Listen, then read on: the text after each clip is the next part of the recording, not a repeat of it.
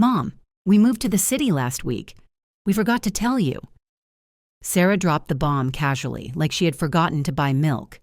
I am Emily, 68 years old, retired pastry chef.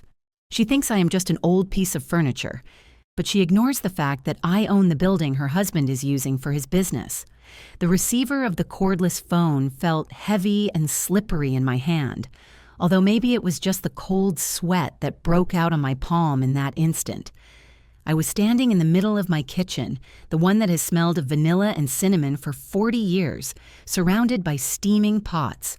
I had prepared a Sunday pot roast, Sarah's favorite, and I had the table set for 3. My daughter, my son-in-law Michael, and me. It was 2 p.m. on a Sunday, and the silence of the house, which used to feel peaceful, suddenly transformed into a deafening buzz. "What did you say, honey?" I asked, feeling my voice come out thin, like a sugar thread about to break. "Oh, Mom, we moved," she repeated, with that impatient tone she uses when I ask her to explain how to use the TV remote. "To Chicago. Michael got that opportunity he was looking for, and we had to run. With the hustle of the boxes and the truck, we completely forgot to tell you, we have been settled since Tuesday. Since Tuesday. I had been living in an empty town for 5 days without knowing it. 5 days thinking they were busy. 5 days knitting a baby blanket for a grandchild that never comes. 5 days being a stranger in the life of the only person who came out of my own body. You forgot," I repeated, looking at the clay pot where the gravy was bubbling thickly, dark and shiny. "You forgot to tell me you were moving 300 miles away." "Don't be dramatic, Mom," Michael's voice intervened in the background, distant but clear. He always had that mocking tone, as if my feelings were a private joke between them. "Tell her we will call her later. We are going to be late for the movies." "Yes, Mom, we are in a rush," Sarah said, and I heard the sound of keys jingling. "Don't get mad. You know how moving is. Chaos. I promise we will visit you for Christmas. Or you come here. We will see. Take care, okay?" And she hung up. The click sounded final, like the blow of a judge's gavel. I stood there with the phone glued to my ear, listening to the deadline tone. Beep, beep, beep. 5 seconds. 1, 2, 3, 4, 5. I lowered my hand slowly and let it rest on the rustic wooden table. My eyes scanned the kitchen. I had spent 2 days prepping ingredients, grinding spices, selecting the purest chocolate for dessert. My hands, which already have age spots and knuckles a bit swollen from so many years of kneading dough, trembled slightly. Not from sadness, not yet. They trembled from a strange mixture of disbelief and something hotter, something rising from my stomach. I am Emily. M to my friends at the market, Mrs. Davis to the suppliers. For 35 years, I was the owner of Sweet Traditions, the most respected bakery in the district. I woke up at 4 a.m. to bake. I raised Sarah alone since her father went out for cigarettes and never came back. I paid for her private schools, her ballet classes, her design degree, her dream wedding. I never asked her for anything, only respect. And today I discovered that for her, I am nothing more than a forgotten accessory, like an old umbrella left in a corner when it no longer rains. The smell of the roast began to nauseate me. I turned off the stove with a dry movement. I took the heavy, hot pot and walked to the sink. Without hesitating, I dumped the contents. The dark, thick liquid, the result of hours of love and work, went down the drain with a gurgling sound. I watched it go, and with it went my role as the selfless, suffering mother. I washed my hands with lemon soap, scrubbing hard until my skin turned red. I dried myself with a cotton towel and left the kitchen. I did not go to my bedroom to cry on my pillow. I did not go look at old photos to torture myself with nostalgia for when Sarah was a little girl clinging to my skirt. I walked directly to my home office. It is a small room facing the back garden where I have my ferns and rose bushes. There sits my mahogany desk, the same one from where I managed my business for decades. I sat in the swivel leather chair, which creaked slightly under my weight. In front of me was my laptop, a modern machine that Michael always made fun of me for having. "Why do you want such a machine, mother-in-law, if you only look at recipes and Facebook?" he would say. I opened the lid. The screen illuminated my face, reflecting in my bifocals. The cursor blinked, waiting for orders. I was not a helpless old lady who does not understand the world. I was a woman who had negotiated with bakers' unions, who had survived economic recessions, who had built an empire of flour and sugar without the help of any man. I logged into my email. My fingers, used to the precision of decorating wedding cakes with impossible filigree, moved agilely over the keyboard. I searched the contact list. James Miller. James has been my lawyer and friend for 20 years. He was the one who drafted the contracts when I sold the bakery, and he was the one who structured my investments to ensure I would never lack anything in my old age. But there was one document in particular, one we signed 3 years ago when Michael decided to start his big import business. I remember that day. Michael and Sarah came to dinner, very kind, very smiling. They needed a large commercial space, well located. I had and have the perfect property downtown, an old building I bought with my savings a long time ago. They did not have the capital for rent in an area like that. "Mom, it is an investment," Sarah told me that day, holding my hand. "If you lend us the space, Michael's business will take off and we can take better care of you." I accepted, but not because I was foolish. I accepted because I am a mother. However, my merchant instinct, the one that sharpens with the years, made me put a condition in the fine print, a clause I am sure Michael did not even bother to read while signing with that shark smile he has. It was a lease agreement with an immediate revocation clause for unnotified change of fiscal domicile or abandonment of the location. Plus, there was the matter of the guarantee. I am the co-signer for his bank loans for the merchandise. I looked at the screen. I typed the subject of the email, irrevocable instruction, case Sarah and Michael. I started writing. I did not use affectionate words. I did not write like the hurt mother they had just despised. I wrote like the owner of the Capitol. "Dear James, I hope this email finds you well.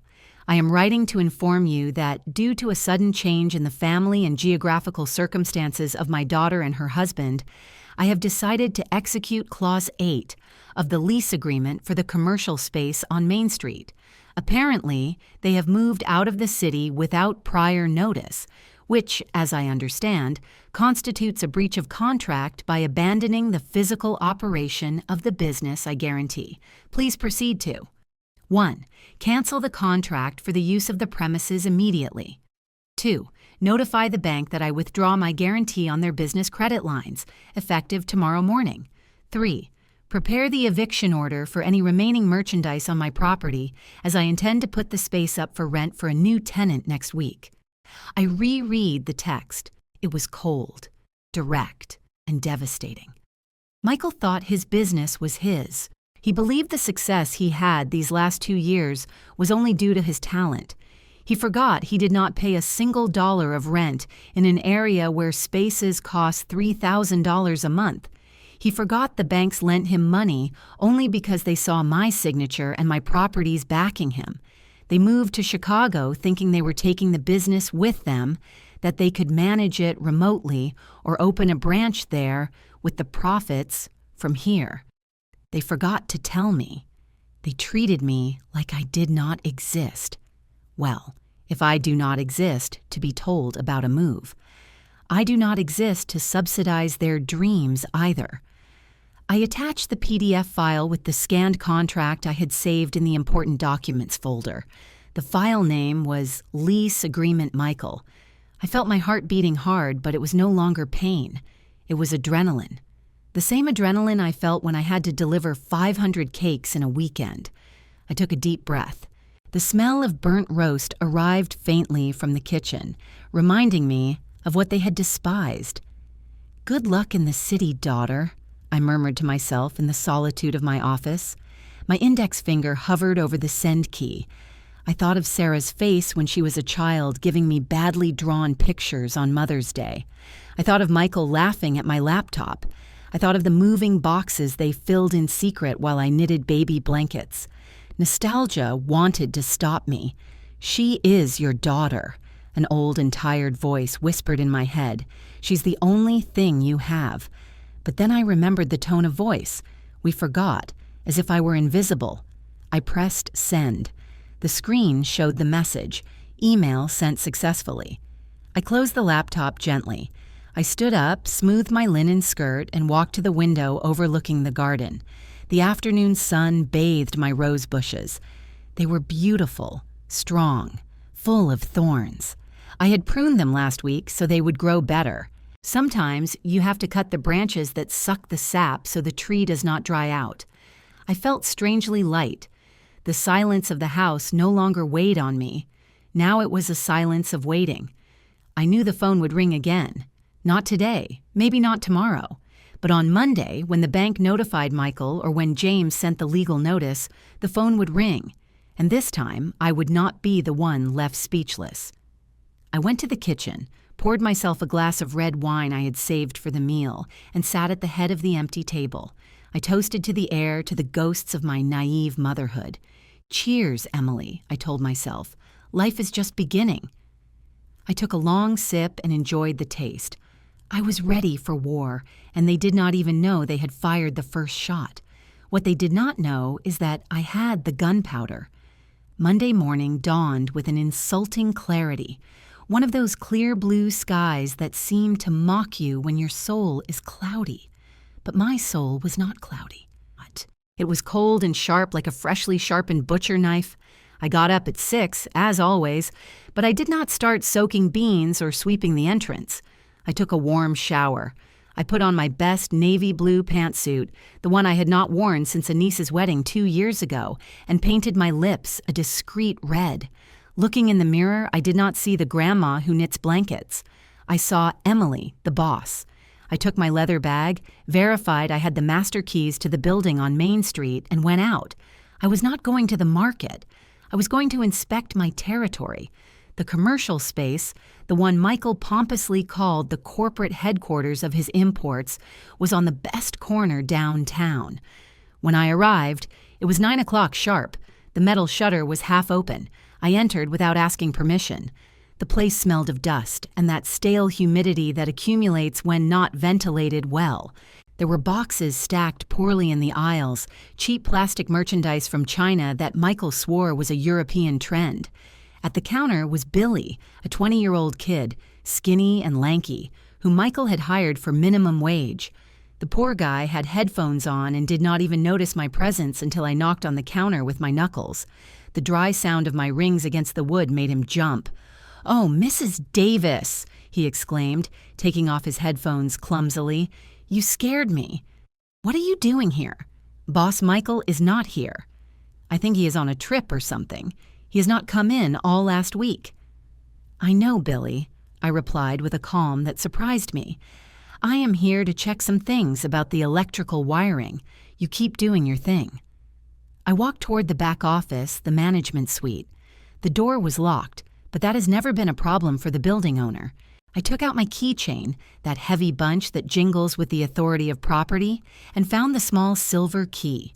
It turned smoothly. Upon entering, the first thing I noticed was the mess. Papers everywhere, moldy coffee cups, an overturned chair. It looked like they had fled, but not with the rush of an emergency, but with the carelessness of someone who does not plan to clean up what they leave behind. I sat in Michael's chair. It was big for me, but I settled in. I started opening drawers. I was looking for something, although I did not know exactly what. Maybe a sign, a trace. And I found it in the third drawer under some sports car magazines. It was a planner, a simple black spiral notebook. I opened it. Michael's handwriting, spiky and messy, filled the pages. I started reading and felt the blood rush to my head, hot and pulsing. It was not a sales log. It was a plan. February 14th. Look for apartments in the nice part of Chicago. Do not tell the old lady. March 20th. Job interview in Chicago confirmed. April 15th. Start moving the good merchandise out little by little. May 10th. Lunch with the mother-in-law. Endure the sermon so she signs the renewal of the guarantee. I stopped at that date. May 10th. Mother's Day. I remembered that day. They had taken me to eat at an expensive restaurant. Sarah gave me a shawl and Michael was unusually attentive, pouring me wine and calling me Saint Mom. That same day, between dessert and coffee, they put some papers in front of me. "It is bank paperwork, Mom, so the business can grow," she said, and I signed. I signed because I trusted. But what hurt me most was not the date, but the note in the margin, written in red pen. "If we leave in October, we save Billy's Christmas bonus and leave the place with the electricity bills unpaid. Let Emily deal with the bills." I slammed the notebook shut. The air in the office felt stale. I stood up and walked to the metal filing cabinet. It was almost empty, but at the back, forgotten in a manila folder, I found the insurance policy for the premises and the service contracts, all in my name. Michael had not even had the decency to change the account holder for electricity or water in 3 years. Everything was still mine. The debts, yes, but also the control. I approached the window facing the alley. The glass was dirty. I ran my finger across it, leaving a clean trail in the dust. For years, I had convinced myself that I was on my way out, that my glory days ended when I sold the bakery. I had swallowed the story that older women should sit in a rocking chair waiting for death, grateful for the crumbs of attention children throw at us. "Poor Mom, she is old now." I heard Sarah say once on the phone with a friend, "She does not understand modern business." I smiled, and my reflection in the dirty glass returned a wolfish smile. Modern business? I kept the accounting of my company with pencil and paper for decades, and I never missed a cent. I negotiated with suppliers who tried to sell me flour with weevils, and I made them apologize to me. I built this heritage cake after cake, batch after batch, while Michael was probably still learning to tie his shoes. They were right about one thing. I have gray hair and wrinkles, but they underestimated what is underneath those gray hairs. They confused my generosity with weakness. They confused my silence with ignorance. And that was their fatal mistake. I went back to the desk and took Michael's planner. That little book was pure gold. Not only did it prove the premeditation of their abandonment, but it demonstrated bad faith. With this, James could destroy them in any court if they dared to sue. I put the planner in my purse. It was my emotional life insurance. I left the office and locked it again. Passing the counter, Billy looked at me curiously. "Nemus, Davis, is everything okay? You look different." I stopped and looked him in the eye. Billy was a good kid. He always greeted me with respect, even though Michael treated him like dirt. "Billy, listen to me well," I said, lowering my voice. "Today the store closes early. Go home at 1 o'clock. But the boss said that—" "The boss is not here, Billy. The owner of the place is me, and I am telling you to close at 1. And another thing, I took $50 from my coin purse and put them in his hand. If anyone calls asking for Michael, you know nothing. If they come from the bank, you know nothing. Understood?" The boy looked at the bill and then at me. He nodded, swallowing hard. "Understood, Mrs. Davis." I went out to the street. The sun was at its zenith. I walked 2 blocks to the Portal Cafe where I had agreed to meet James. He was already there, sitting at our usual table, reviewing some documents with his reading glasses on the tip of his nose. Seeing me arrive, he stood up immediately. James is old school, a gentleman of the kind that no longer exists. "Emily," he said, kissing my cheek, "I received your email yesterday. I must confess the tone worried me. Are you sure about this?" I sat down and ordered a black coffee, no sugar. I waited for the waiter to withdraw before speaking. "More sure than ever, James. Did you bring the papers?" He nodded and took out a blue folder. "Here is the notification of guarantee revocation. I already spoke with the bank manager this morning. Since you are a preferred client of so many years, they expedited the process. Starting at noon today, Michael's credit lines are frozen due to loss of collateral. And the lease agreement? That is more delicate," James explained, frowning. "Even if there is abandonment, the law protects the tenant. We need to prove that they effectively vacated the property without intention of immediate return to avoid a long eviction trial. I put my hand in my purse and took out the black planner. I slid it across the table toward him, page marked with the red bookmark. May 10th, I said simply. James opened the notebook, adjusted his glasses, and read. His eyebrows rose almost to touch his gray hair. He let out a low whistle. Leave the place with the electricity bills? Wow, this changes things. This is fraud. With this, we can argue serious breach and bad faith. I can draft a statement of facts today. Do it, I ordered, taking a sip of my bitter coffee. I want you to change the locks on the premises tomorrow morning first thing. Billy, the employee, has instructions not to go. I want total possession of the property by Wednesday. James looked at me with a mixture of admiration and fear. Emily, you know what is going to happen, right? As soon as the bank notifies Michael that his corporate cards are declined or that his credit line for suppliers is at zero, he is going to explode. He is going to call you. Let him call, I said, looking at the square through the large window. Let him call and meet the voicemail. I am not going to answer, James. All communication will be through you from now on. And Sarah? He asked softly. The mention of her name caused a prick in my chest, but I took a deep breath and let it pass. Sarah chose her side. She decided to be a wife before a daughter, and I respect that. But if she plays the independent adult who does not need to tell her mother she is moving to another city, then she will have to face the consequences of adult life. In adult life, James, if you betray your capitalist partner, they cut off your funding. It is that simple. James closed the folder and smiled slightly. You were always the toughest businesswoman in town, Em. I had forgotten. I had forgotten too, James. I had forgotten too.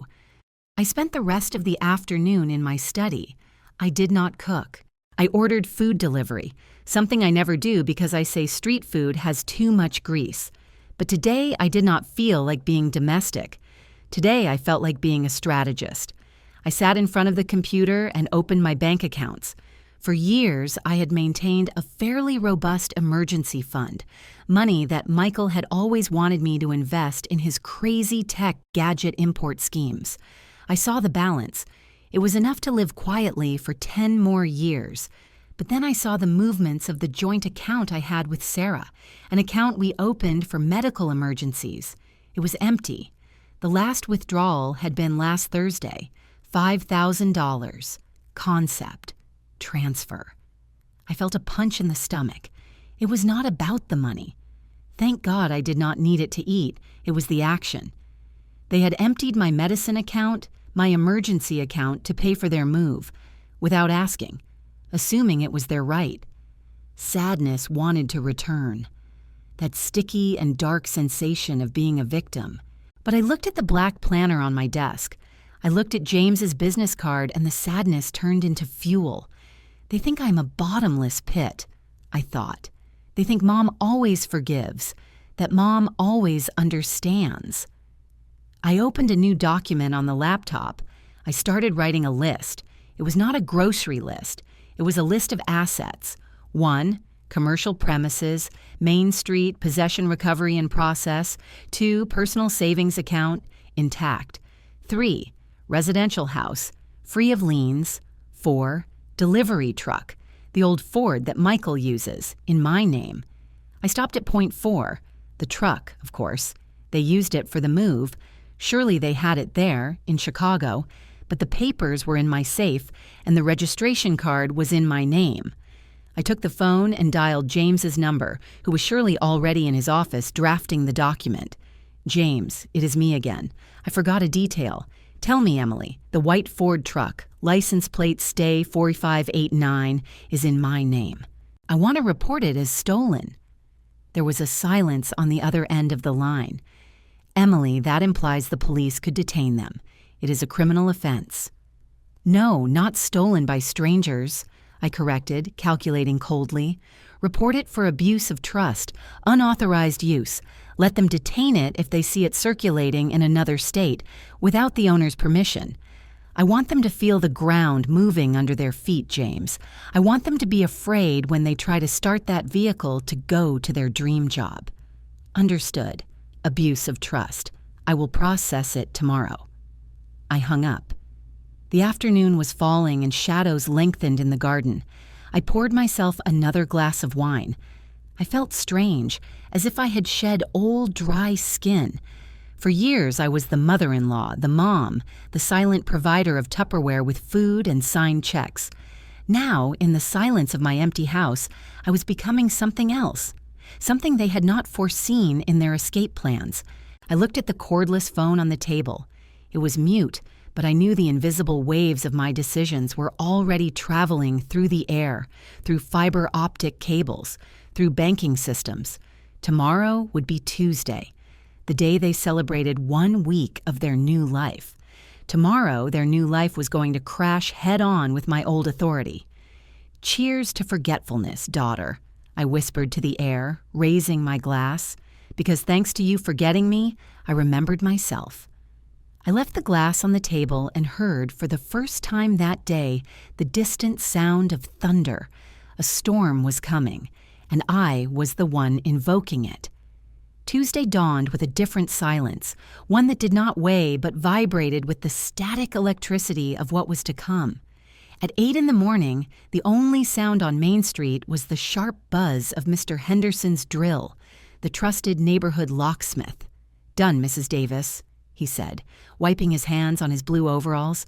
"High security lock, double deadbolt. No one enters here if they do not have this key." He handed me 2 silver keys, heavy and cold. I felt their weight in the palm of my hand, as if they were the scepter of a queen recovering her throne. I paid Mr. Henderson and gave him a generous tip. "Thank you, Joe. And remember, if a tall guy, kind of balding, comes saying he is the owner—" "I do not know any tall guy, Mrs. Davis," he interrupted me with a wink. "I only deal with the owner, and that is you since I can remember." When he left, I stood in front of the closed metal shutter of what until yesterday was Michael's Imports. I took out of my bag a large sign, one of those with red letters and white background bought at the stationery store. With thick duct tape, I stuck it right in the center at eye level. For rent. Direct deal. I took 2 steps back to admire my work. It was not just a real estate ad, it was a declaration of war. It was erasing with a stroke the 2 years Michael strutted down this street, greeting neighbors as if he were the mayor. My cell phone vibrated in my purse. I ignored it. I walked slowly towards the market, enjoying the fresh morning air. It had been years since I walked without rushing, always running. Run to bake, run to open, run to take care of Sarah, run to solve Michael's problems. Today, my only commitment was to myself. I arrived at Mrs. Higgins' juice stand. "The usual, Emily." "But today you look rosier," she told me while squeezing oranges with force. "Did you do something to your hair?" "Nothing, Brenda. Just that today I took a weight off my shoulders," I replied, taking the glass of green juice. At 10 in the morning, my cell phone stopped vibrating sporadically to become a constant maraca. I took it out and looked at the screen. Incoming call? Michael. Missed call. Sarah. 3. WhatsApp message. Sarah. I did not unlock the phone. I just watched the names appear and disappear. I imagined the scene. It was 10 o'clock. Banks open at 9. Surely Michael had tried to make the first purchase of the day in the city. Maybe he was buying furniture for his new apartment in the trendy district, or maybe he was trying to pay the moving deposit. I imagined his face, that red face he makes when things do not go well, with the vein in his forehead pulsing. It must be a system error. He would be telling the cashier with that arrogance of someone who has never had a card declined. Try it again. I took a sip of my juice. It tasted like glory.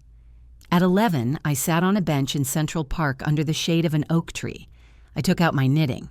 While my needles clicked rhythmically, click, click, click, my mind reviewed the chessboard. James had sent me a brief text message at 10:30, notifications delivered digitally. The bank confirmed the blocking of credit lines. The truck report has been in the national system for an hour. Everything was going according to plan. It was a silent execution. I was not screaming, I was not insulting, I was not making dramatic scenes. I was simply withdrawing my hand. And by withdrawing my hand, the house of cards they built on my back was collapsing. The phone rang again. This time, I let it ring until it went to voicemail. Then another, and another. Finally, I decided to look at the WhatsApp messages, but without opening the read receipt. Thank God my niece taught me that trick months ago.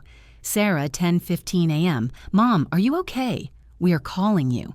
Sarah, 10:25 a.m. Mom, answer please. We are at the bank. There is a problem with the company cards.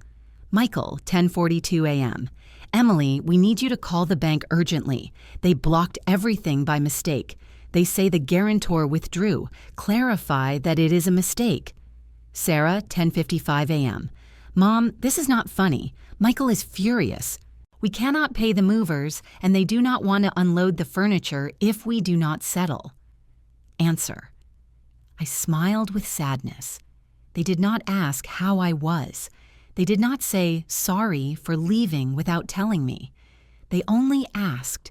They only demanded. Their urgency was money, not their mother. That confirmation hurt a little, like an old splinter, but it also cauterized the wound. If any doubt remained, those messages erased it. I got up from the park and walked to the post office. I had to send the extra key of the premises to the real estate agency James had contacted to show the place. While walking, I passed in front of an electronics store window. There were televisions on. I saw myself reflected. An older lady with her bag and sweater, harmless. No one would suspect that old woman had just paralyzed the finances of a businessman in the big city. At noon, the tone of the messages changed. Michael, 11:45 a.m. Billy just called me. He says you went to the store and changed the locks. What is wrong with you? That place is mine. We have a contract. Michael, 11:48 a.m. You put a for rent sign? Emily, this is illegal. I am going to sue you for business obstruction. There he was. The real Michael. I was no longer mother-in-law nor Saint Mom. Now I was Emily, the enemy. The mask had fallen faster than a soufflé takes to deflate. I entered a small diner to eat. I ordered chicken noodle soup. The owner, Mary, came over to greet me. Miracle that you come alone, Mrs. Davis. You always come with your daughter. Yes, Mary, Sarah is traveling. You know how young people are. They fly far. Oh, yes, but it is good that you spoil yourself. While I ate, the phone rang again. It was an unknown number. Chicago area code. Surely Michael calling from another phone thinking I would answer that way. I let it ring. The soup was delicious, hot and comforting. I remembered how many times I stopped eating a hot meal to attend to them. How many times my food got cold while I listened to Michael talk about his big projects that always required my money. Today, my soup was steaming and my conscience was clear. At 2 p.m, I went to James's office. His secretary, a very smart girl named Rachel, received me with a complicit smile. Mrs. Davis, she joked. The lawyer's phone has not stopped ringing. A certain Michael screams so much he can be heard outside the receiver. I entered the office. James was hanging up the phone with a face of tired satisfaction. What a day, Emily. Your son-in-law has powerful lungs. What did he say? I asked, sitting down. He threatened to sue us for breach of contract, damages, and even for moral damage. He says you are ruining his life. And what did you answer? I read him Clause 8, the one about abandonment of location, and reminded him that the lease agreement establishes that the premises must be operated personally by the holder. By admitting they moved to Chicago, he admitted the breach. He stayed silent for about 3 seconds. And about the money? That was where he started crying, almost literally. He says they have the furniture on the sidewalk, that the movers won't leave until they get paid, and that the deposit for the new apartment bounced. Apparently, they counted on the revolving credit line to finance their installation there. They thought I was their eternal ATM, I said, looking out the window. They thought the old lady would not notice until Christmas. James took off his glasses and looked at me intently. There is something else, Em. The Highway Patrol has a report on the truck. If they pass through any toll booth or get stopped for an infraction. I know, I interrupted. It is a truck in my name, James. If they took it without permission to another state for an unnotified move, technically it is abuse of trust. I am only protecting my assets. James nodded, although I saw a glimmer of worry in his eyes. You are playing hardball, Em. They played with my life, James. They played with my loneliness. I am only playing with things. Money, bricks, metal. Things can be replaced. Dignity cannot. I left the office at 4. The afternoon heat began to drop. I felt exhausted, but not from sadness, but from tension. It was like having held a heavy tray for hours and finally letting it go. I decided it was time to break the silence. I did not want to talk to them. I did not want to hear their screams or their lies. But I needed them to know this was not an administrative error. I needed them to know it was me. I sat on a stone bench in front of the church. I took out my phone. I had 53 missed calls. I opened Sarah's chat. I typed and deleted. Finally, I decided less was more. I searched my gallery for a photo I had taken that morning. The photo of the sign for rent, direct deal. I attached it in the chat, and I wrote a single message below. The owner of the premises and the truck stayed in this city. What you took without asking, you will have to return or pay for. Read the email I sent to James. There are no mistakes. There are consequences. I sent the message.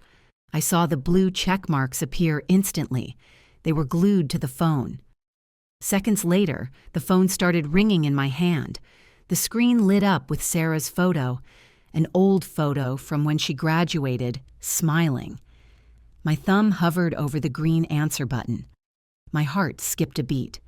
She was my daughter, my little girl. The voice in my head, that treacherous mother's voice, told me, answer. Fix it. Tell them it was a scare. Send them the money. Do not let them suffer. I closed my eyes. I breathed the smell of wax and incense coming from the church. I remembered Sunday, the roast down the drain, the silence of 5 days. We forgot to tell you. I opened my eyes. I rejected the call. Then I turned off the phone. The world went silent again.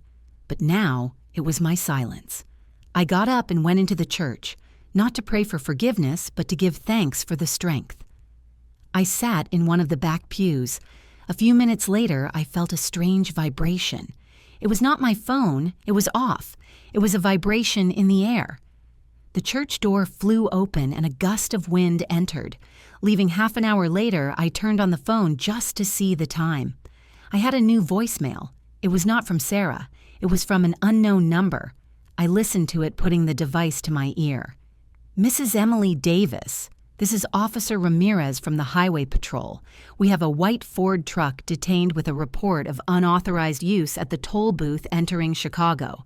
The driver, a certain Michael Ross, claims to be your son-in-law but does not prove ownership. We need you to present yourself or ratify the complaint to proceed. The vehicle will be sent to the impound lot. I felt a cold chill run down my back, but it was not fear. It was the confirmation that reality had caught up with them. They were standing on a highway with their furniture on the sidewalk in one place and their vehicle detained in another. They were alone. I put the phone away. I was not going to ratify anything today. Tomorrow, maybe. Today I would let them spend the night knowing what it feels like to be stranded, without resources, and without anyone to call to solve their life. I walked toward my house. The sun was setting, dyeing the sky an intense orange, almost red. It looked like the sky was burning.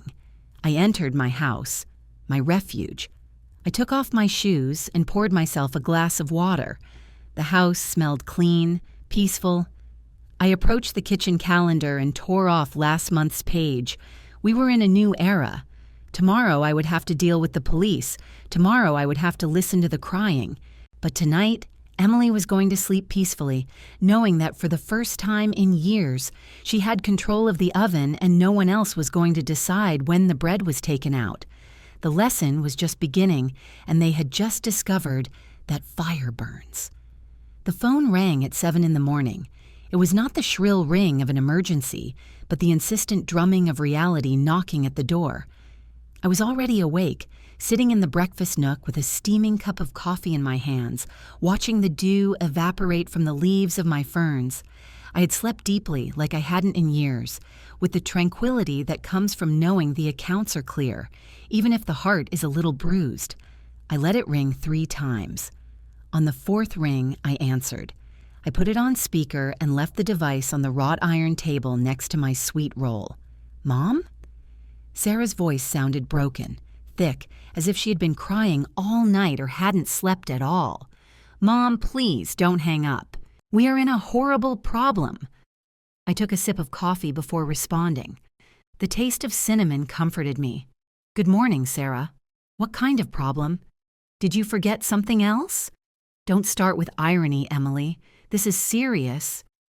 Michael's voice burst into the call, hoarse and aggressive, although the tremor of fear was noticeable in the background. "We are at a police station at the entrance to Chicago. They held me for 6 hours. They say I stole the truck." "Your truck? You have to speak with the district attorney right now and tell them it was a misunderstanding." "It was not a misunderstanding, Michael." I responded with a calm that froze the morning air. "The truck is in my name.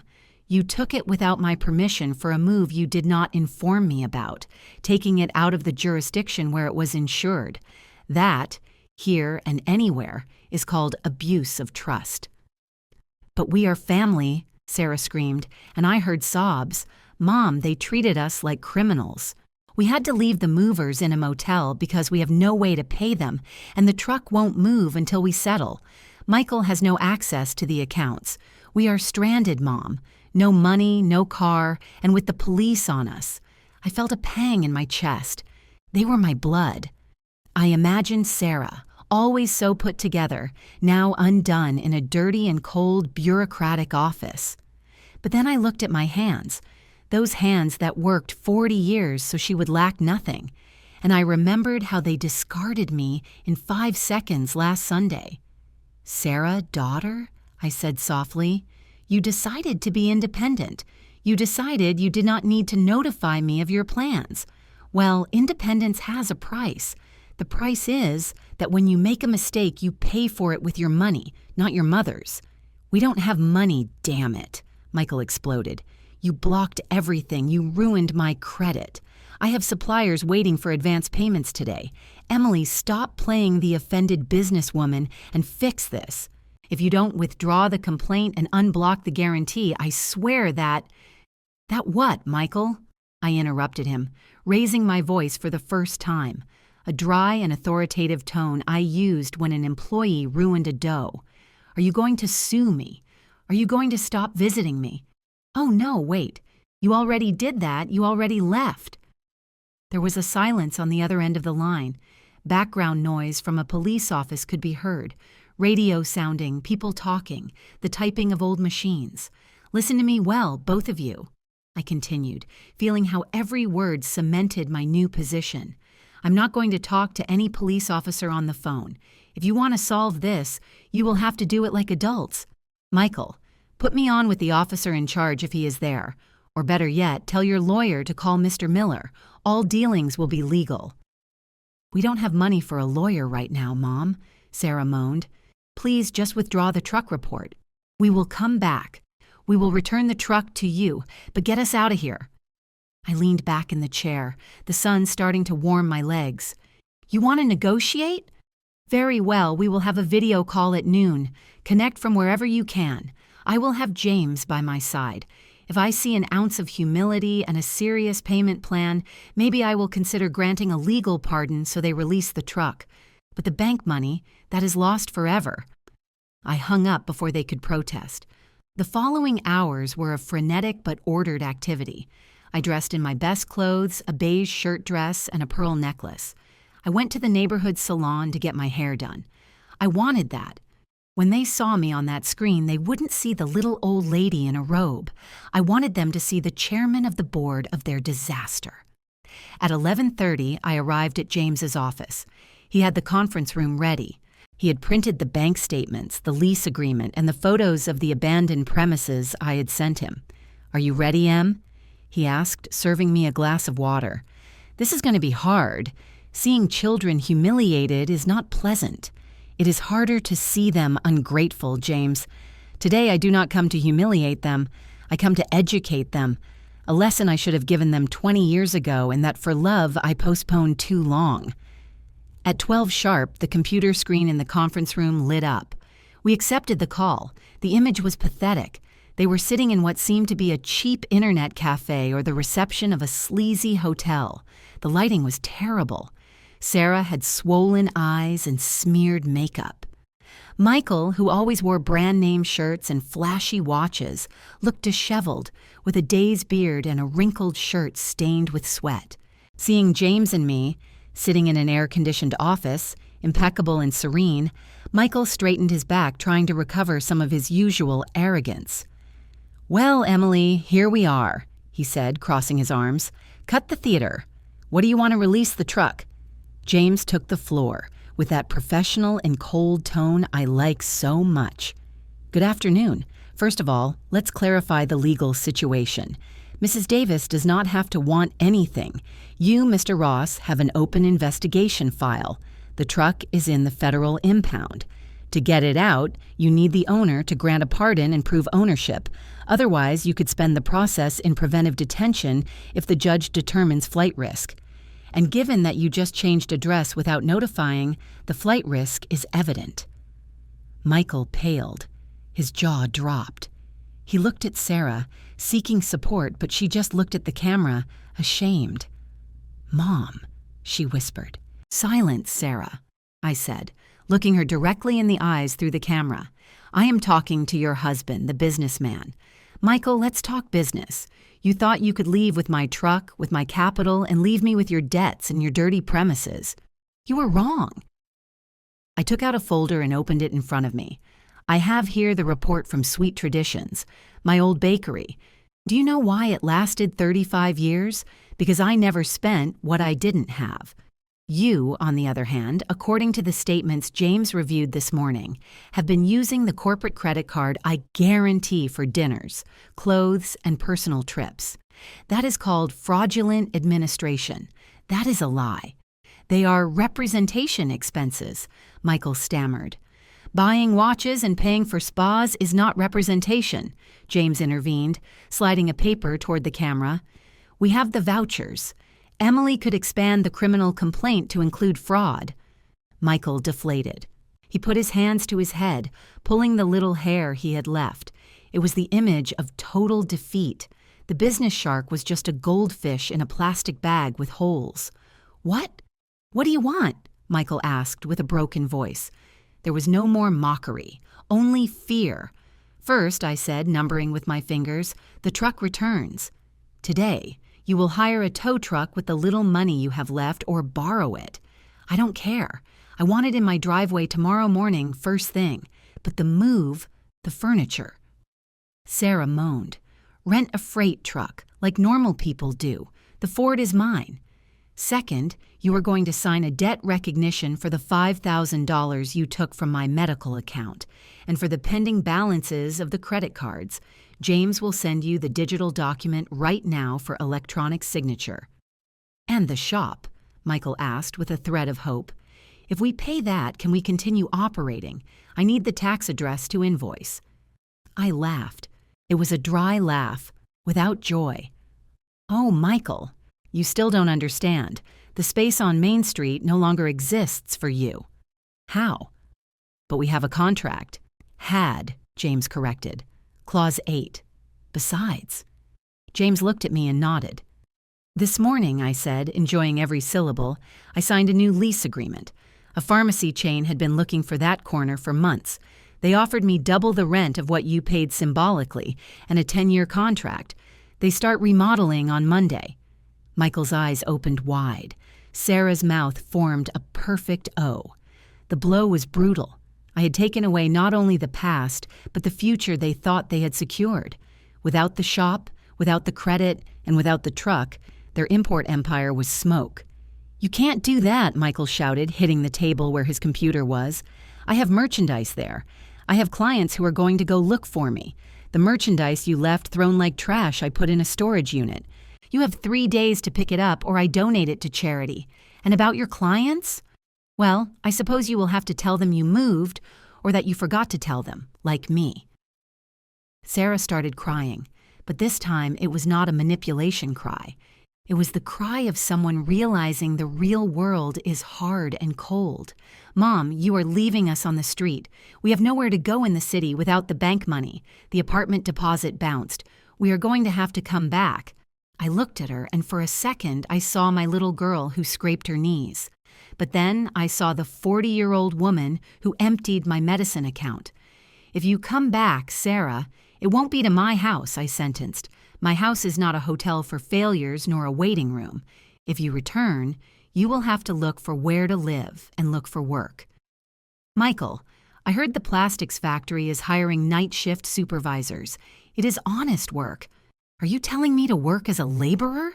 Michael spat with contempt. "I am telling you to work for real, for the first time in your life, without my signature behind you." The silence in the video call was dense. They looked at each other.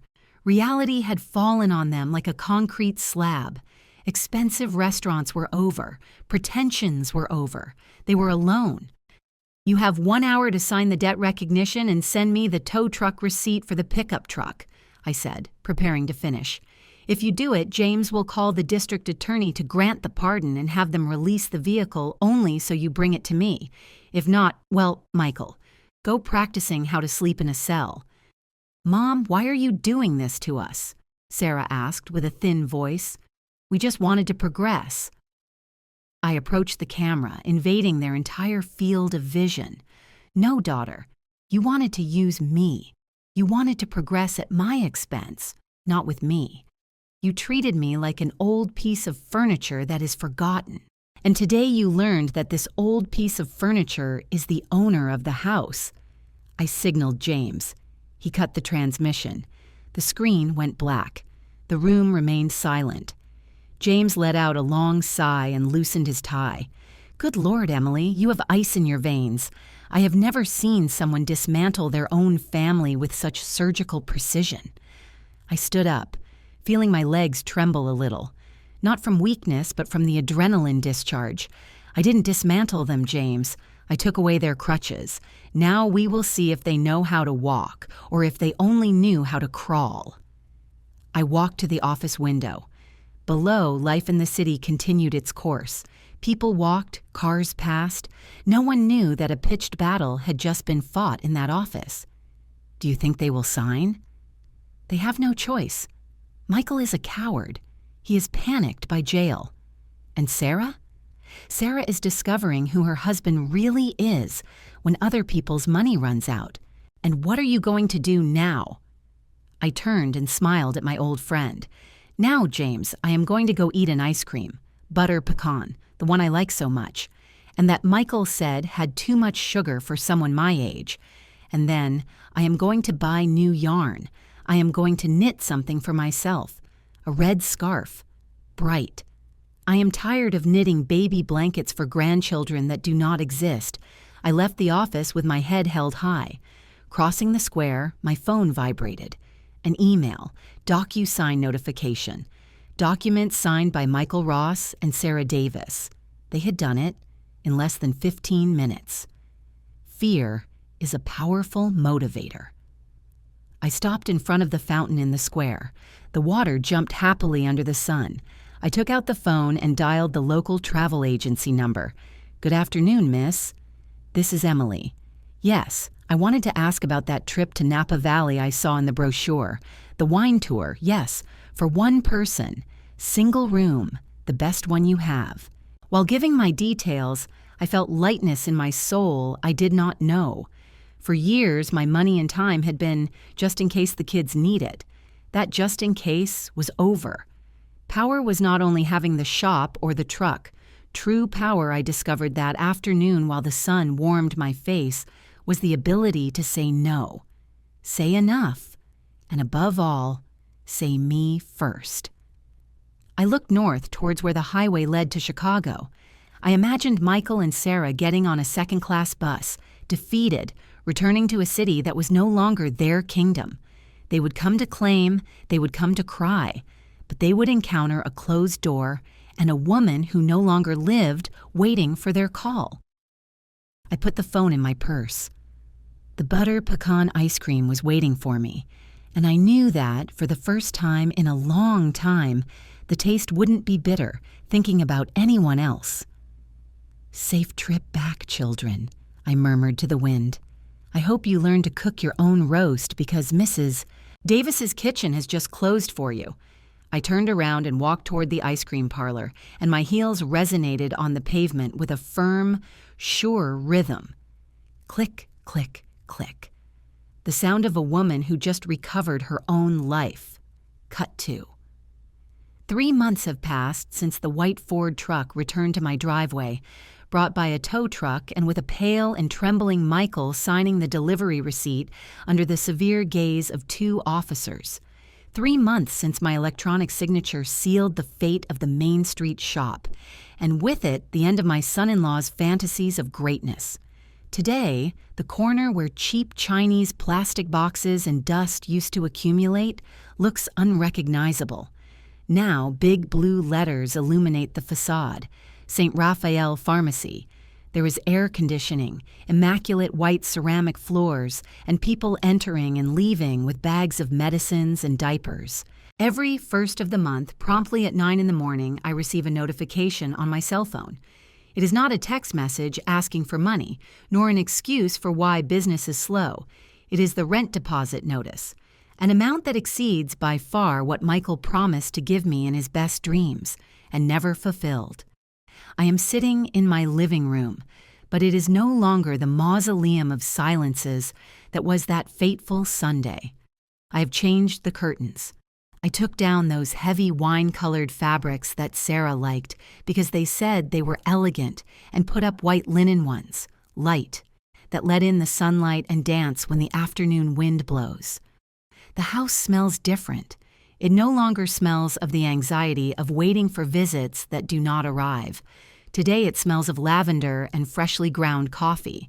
My suitcase is open on the sofa. It is not a big suitcase, just what is necessary for a week. Fresh clothes, my comfortable walking shoes, my notebook, and of course my camera that had been stored in the back of the closet for years. The doorbell rang, pulling me out of my thoughts. It was 5 in the afternoon, time for the monthly visit. I opened the door, and there they were, Sarah and Michael.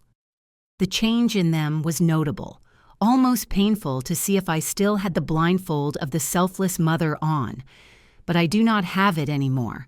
Michael has lost weight, and not from dieting, but from the hustle. He no longer wears his brand name shirts with starched collars. He wears a polo shirt with the logo of Central Plastics embroidered on the chest, and safety boots with worn toes. The dark circles under his eyes tell the tale of night supervision shifts. Sarah, my daughter, came with her hair tied in a simple ponytail. She no longer had the super long acrylic nails that prevented her from washing a dish. Her hands looked natural, hard-working. "Hi, Mom," she said with a humility I did not know in her. She gave me a kiss on the cheek, a quick but sincere kiss. "Good afternoon, Emily," Michael murmured, avoiding looking me in the eye while wiping his feet on the entrance mat with exaggerated respect. "Come in. Sit down," I indicated, pointing to the individual armchairs. I did not offer them the head of the table. "That place is mine." I served them iced tea. No wine, no banquets. The time of undeserved banquets is over. Michael took a yellow envelope from his back pocket and put it on the coffee table, sliding it gently toward me. "Here is this month's, Emily. $300.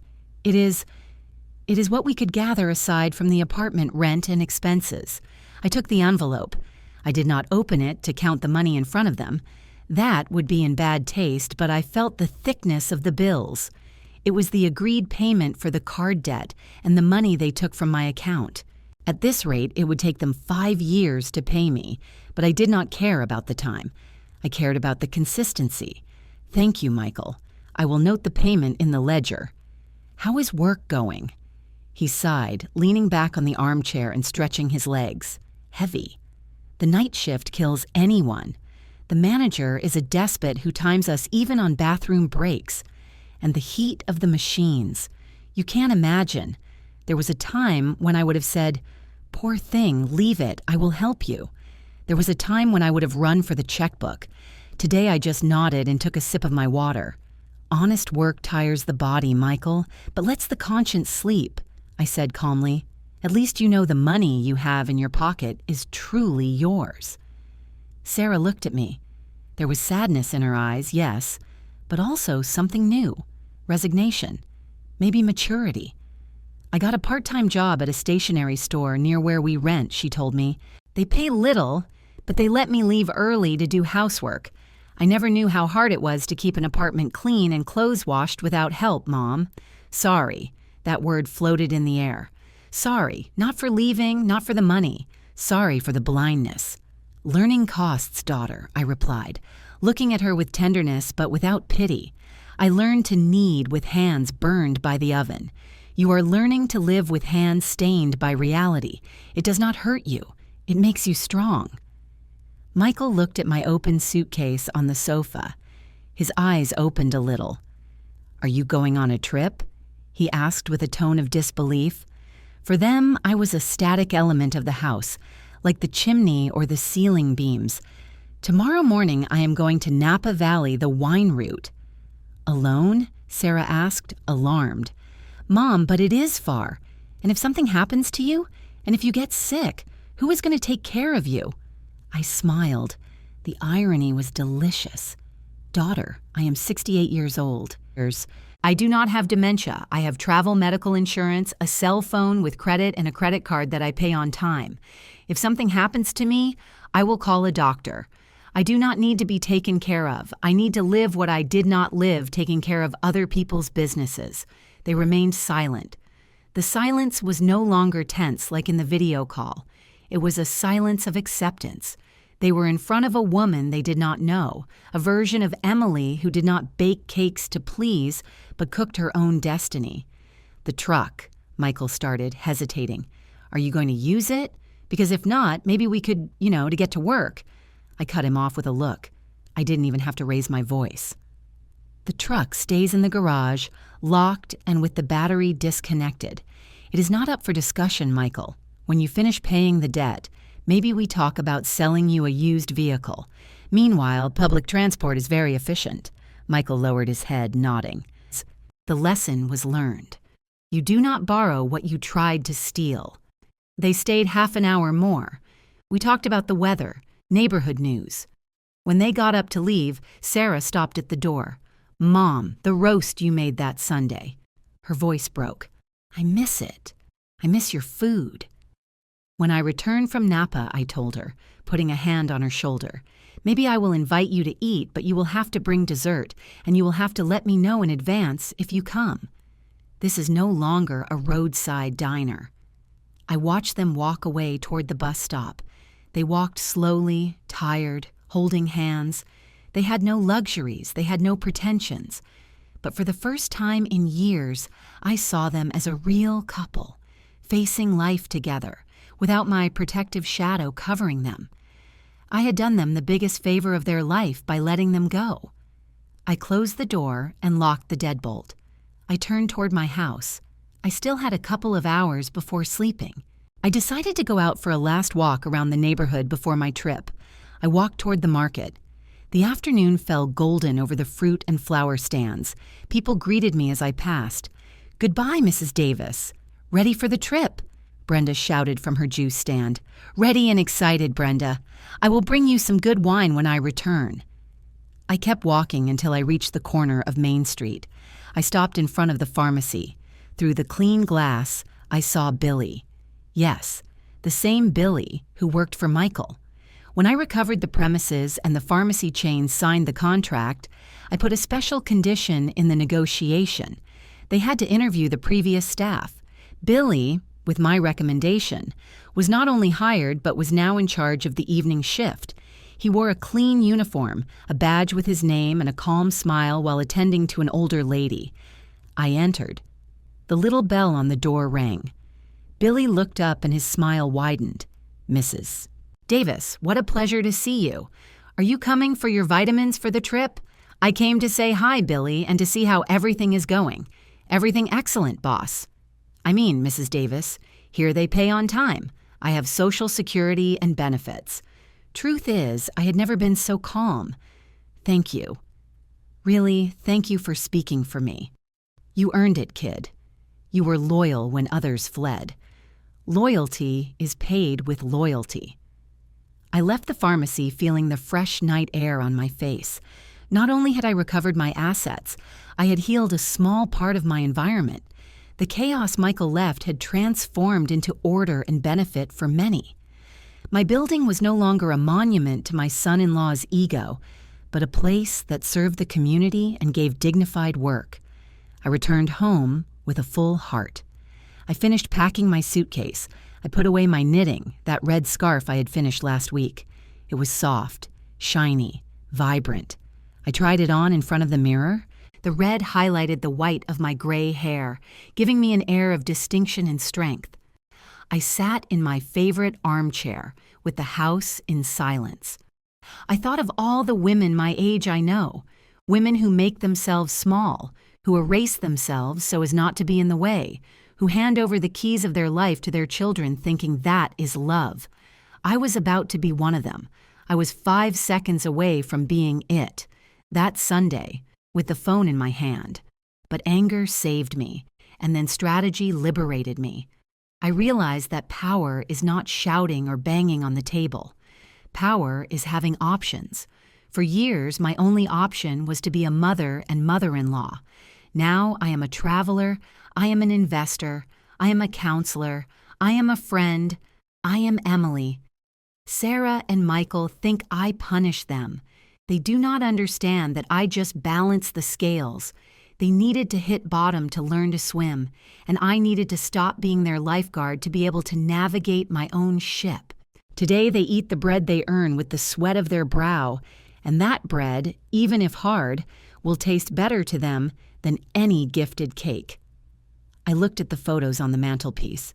There was Sarah's wedding one. Yes, but next to it, I had put a new one, a selfie. I think that is what young people call it, that I took with James and Rachel the day we signed the contract with the pharmacy. We came out laughing, toasting with coffee. I like that photo better. It does not celebrate a sacrifice. It celebrates a triumph. I turned off the living room lights. Tomorrow, the taxi would pick me up at 6 in the morning. I imagined the vineyards of Napa, the smell of wet earth, the taste of strong wine, the sound of nature.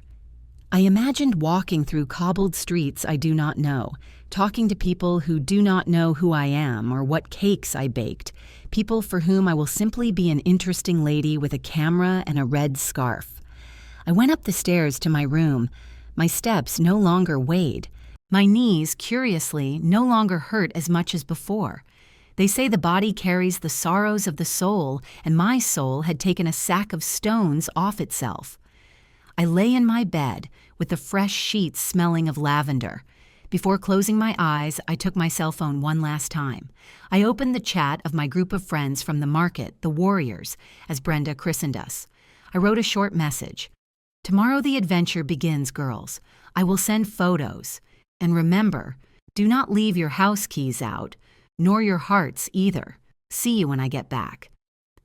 I sent it and turned off the phone. I left it on the nightstand, face down. I closed my eyes and smiled in the dark. The sound of silence was perfect. There were no longer pending debts, neither financial nor emotional. The account was settled. Tomorrow, when the sun rises, I will not be the forgotten mother waiting for a call. I will be Emily, the woman who decided that the best stage of her life was not the youth that left, but the freedom that just arrived. And if the phone rings while I'm looking at the blue sky over the valley, let it ring. The voicemail has plenty of space, but my agenda, finally, is busy living.